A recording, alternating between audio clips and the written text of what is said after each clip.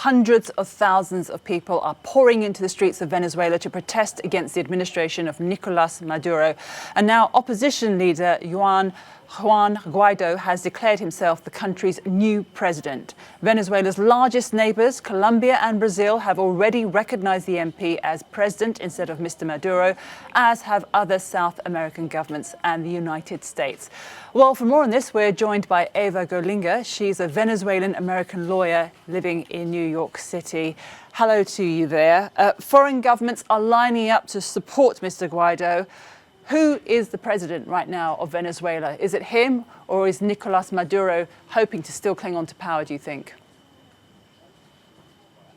Well, Nicolas Maduro remains the president of Venezuela. He's occupying the presidential palace. He won an election last year, disputed as it may be.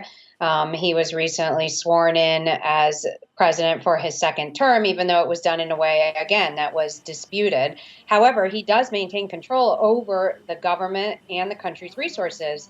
So here you have a very unprecedented, very dangerous situation where you have powerful nations recognizing the head of the legislature as the interim president of the country, while the actual president remains sitting in office in power. What do they expect will happen next in the country? Yes, there are hundreds of thousands of people protesting out in the streets of Venezuela across the nation against Maduro, but at the same time, there is still a bastion of support for Maduro in Venezuela. And again, we have to look at the main issue here of a country's sovereignty. Is it appropriate for foreign nations to declare support for a leader of an opposition party as the president of the nation when he wasn't elected as president? He was elected as a legislative leader. So I think that there are many concerns that will come out of this situation. And then again, we have another issue, which is how exactly do they plan to execute, this recognition of Juan Guaido now as the interim president of Venezuela? Under Venezuela's constitution, once a leader of the National Assembly, or if there's a constitutional crisis, invokes this type of authority, executive authority, declaring themselves interim president, elections should be held under Article 333 of the Constitution within 30 days, presidential elections. But as you know, there have been allegations of vote rigging. If I could just butt in there, there have been allegations of widespread vote rigging with Mr. Maduro in the past, the fact that he's used the courts to silence his opponents in the parliament.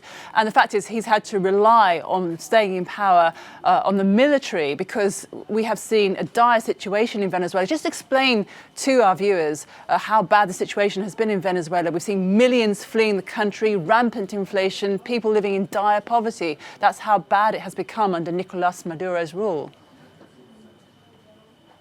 There's no question that the situation is unsustainable. I mean, I can just give an anecdote from a personal perspective. When I lived in Venezuela and purchased an apartment in 2006, the cost of that apartment today is worth less than 1 penny, U.S. penny. You couldn't even buy a bottle of water in Venezuela for what I paid for a nice apartment in a middle-class area of Caracas. So, I mean, and that's just a minor comparison to what, millions of people are living in the country who have lost essentially everything and have no purchasing power whatsoever. And in fact, there's widespread shortages of basic products, of medicine. I mean, there certainly is a crisis happening in the country. Maduro has been increasingly authoritarian in his tendencies.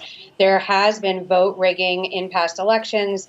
There has been usurpation of the other powers, attempts to neutralize the opposition-controlled legislature, which was elected democratically as well. So there certainly is a need for a change in Venezuela. The issue is this the kind of change that Venezuela needs, and what will this lead to? This is regime change. This is a coup. And in fact, the Trump administration has been issuing threats now coming across from social media from anonymous high-level sources of violence in Venezuela. The days are numbered for Maduro and members of his government. I mean, is this now an open threat of military intervention? That would be a matter of contention. I think there are many Venezuelans who will welcome the end of Nicolas Maduro's rule. But thank you very much for talking to us here on Euronews, Eva Golinga.